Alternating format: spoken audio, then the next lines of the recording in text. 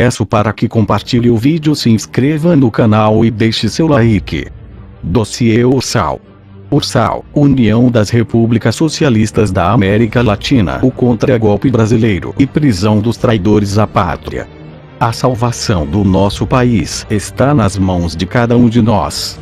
Se você concorda com uma intervenção militar para o impedimento da implantação do comunismo no nosso país e a salvação do Brasil, divulgue esta mensagem para que mais pessoas tenham ciência da desgraça que está por vir. Ursal. Em 1964 os militares não tomaram o poder simplesmente porque queriam. Devido à instabilidade existente no Brasil àquela época, e com o iminente temor de que o Brasil se transformasse num país comunista pelo então presidente João Goulart, que queria implantar o comunismo no Brasil após o sucesso de Fidel Castro em Cuba 5 anos antes, houve um grande clamor popular nas principais cidades brasileiras pedindo que voltasse a ter ordem no Brasil. Os comunistas, juntos com o presidente brasileiro, estavam prestes a dar um golpe de Estado no Brasil. Então, os militares brasileiros se anteciparam e deram um contragolpe para manterem as nossas instituições e a soberania nacional. Apoiando a atitude militar, o Congresso Nacional Brasileiro se reuniu em seguida e elegeu, por votação indireta, o novo presidente do Brasil. Portanto, não houve golpe militar em 1964 como a mídia afirma. O que houve foi um contragolpe militar para que fosse mantida a ordem no nosso país. Nossa situação atual é bem parecida com a de 1964, porém é extremamente mais grave. Pois, os comunistas já estão no poder, e todas as instituições brasileiras estão aparelhadas com pessoas compradas pelos comunistas. Há bandidos por todos os lados. Ainda temos tempo de salvar o nosso Brasil e as nossas forças armadas, antes que ambos sejam totalmente dominados e o nosso país caia em desgraça. Lula, Dilma Rousseff e demais membros do PT e de demais partidos aliados ao Fórum de São Paulo, caso se enquadrem em um dos crimes previstos no Código Penal Militar por traição à pátria, precisariam ser processados, julgados e condenados pelo Tribunal Militar. De acordo com o Código Penal Militar, art. 9, consideram-se crimes militares em tempo de paz. E os crimes previstos neste código, embora também o sejam com igual definição na lei penal comum, quando praticados b. por militar em situação de atividade ou assemelhado, em lugar sujeito à administração militar, contra militar da reserva, ou reformado, ou assemelhado, ou civil, art. 23. Equipara-se ao comandante, para o efeito da aplicação da lei penal militar, toda a autoridade com função de direção. O Código Penal Militar vale também para civis que cometeram crimes previstos no Código Militar. Para se safarem dos crimes cometidos, o PT está tentando tirar os civis do cumprimento do Código Militar. De toda forma, lembremos-nos que, de acordo com Lei Complementar 97/1999, o Presidente da República é o Comandante Supremo das Forças Armadas. Portanto, de acordo com o art. 23, equipara-se ao comandante, para o efeito da aplicação da lei penal militar, toda a autoridade com função de direção. Dilma e Lula estão submetidos ao Código Penal Militar. E, se cometeram crimes graves contra a nossa pátria e a soberania de nosso país, já passou da hora de serem julgados e condenados com penas de até 30 anos de prisão conforme destacado abaixo. Art. 53. Quem, de qualquer modo, concorre para o crime incide nas penas a este cominadas. Parágrafo 2º. A pena é agravada em relação ao agente que promove ou organiza a cooperação no crime ou dirige a atividade dos demais agentes. Art. 142.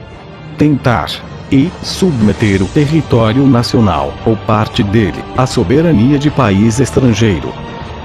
Desmembrar, por meio de movimento armado ou tumultos planejados, o território nacional, desde que o fato atente contra a segurança externa do Brasil ou a sua soberania. e internacionalizar, por qualquer meio, região ou parte do território nacional. Pena, reclusão, de 15 a 30 anos, para os cabeças. De 10 a 20 anos, para os demais agentes. Que as penas do Código Penal Militar sejam aplicadas a todos os traidores da pátria, políticos, jornalistas e membros do Fórum de São Paulo, que tenham atentado contra a nossa nação.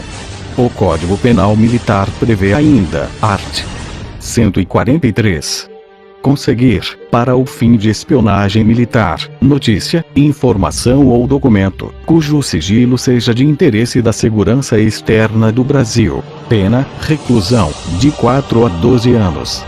Primeiro, a pena é de reclusão de 10 a 20 anos. E, se o fato compromete a preparação ou eficiência bélica do Brasil, ou o agente transmite ou fornece, por qualquer meio, mesmo sem remuneração, a notícia, informação ou documento, à autoridade ou pessoa estrangeira. E, se o agente, em detrimento da segurança externa do Brasil, promove ou mantém no território nacional atividade ou serviço destinado à espionagem. E, se o agente se utiliza, ou contribui para que outrem se utilize, de meio de comunicação, para dar indicação que ponha ou possa pôr em perigo a segurança externa do Brasil. Pelo meu entendimento, alguns líderes do governo cometeram vários desses crimes. Somando todas as penas, teriam que ficar presos para o resto de suas vidas. Os militares estão prontos para atacar, mas precisam do apoio popular para agirem.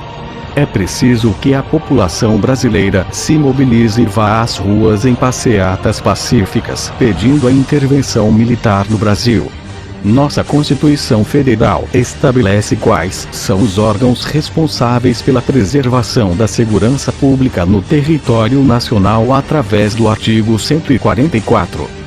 Nenhum outro órgão pode exercer a função de segurança pública. Mesmo assim, em 2004, o então presidente Luiz Inácio Lula da Silva criou inconstitucionalmente a Força Nacional de Segurança Pública que, ao contrário das demais polícias, é uma polícia de governo, e não de Estado. Quando criada, a Força Nacional precisava de autorização dos governadores para agir em cada estado. Mas, a partir do dia 12 de março de 2013, através do Decreto Presidencial NCP 1957, basta que qualquer um dos ministros do governo federal solicite a intervenção da Força Nacional nos estados, que ela intervirá mesmo sem o consentimento do governador. O atual governo tem planos de desmilitarizar a Polícia Militar e transferir todo o contingente da Polícia Militar para a Força Nacional, para atuar nos mesmos moldes da Guarda Nacional Bolivariana existente na Venezuela, que protege o governo e age contra a população de bem matando opositores no país. A Polícia Militar atualmente é subordinada às Forças Armadas Brasileiras. Caso ocorra a desmilitarização da polícia, mais de 500 mil policiais militares passariam a ser comandados pelo governo, e não pelo Estado. E haveria um choque entre as Forças Armadas Brasileiras e a Força Nacional. Haveria uma guerra interna no nosso país entre a Polícia do Estado brasileiro e a Polícia do governo brasileiro. Também haverá guerra civil no Brasil caso os decretos 7.037 e 8.243 juntamente com a criação dos Conselhos Populares instituam o fim da propriedade privada no Brasil. Invasores entrariam em conflito com os atuais proprietários, e haveria muita morte por todo o Brasil. Talvez milhões de mortos, como ocorre em muita guerra civil. Lembremos-nos que o ministro da Venezuela firmou convênio no Brasil para dar treinamento de técnicas de revolução socialista ao MST. É de se saber que essas técnicas envolvem o uso de armas para a revolução e treinamento militar. O desarmamento da população no Brasil não foi à toa. Sem armas, a população é facilmente dominada. Vários governos no mundo já implantaram o desarmamento para, depois, se voltarem contra a população indefesa e exterminarem seus opositores. Não se deixe enganar. Cada um precisa ter o direito de se defender. Nosso caso é crítico. Nossa única saída é a intervenção militar. As Forças Armadas Brasileiras, compostas pela Marinha, Exército e Aeronáutica, estão prontas para nos apoiarem, conforme afirmam publicamente vários generais. O novo comandante do Exército Brasileiro, General Eduardo Vilas Boas, afirmou recentemente que o Exército não vai permitir que um partido político tente se perpetuar no poder. E que o Exército e as Forças Armadas sempre estarão ao lado do povo brasileiro e dos valores na nossa nação. Porém, para que eles hajam, é necessário que haja o clamor popular. É necessário que os brasileiros saiam às ruas e apoiem as Forças Armadas e a queda do atual governo.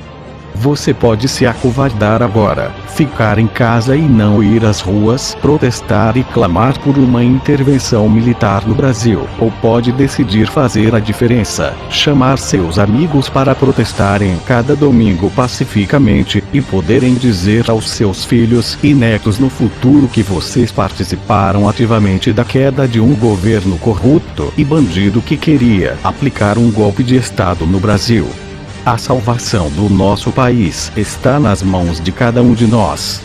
Se você concorda com uma intervenção militar para o impedimento da implantação do comunismo no nosso país e a salvação do Brasil, divulgue esta mensagem para que mais pessoas tenham ciência da desgraça que está por vir. O Sal.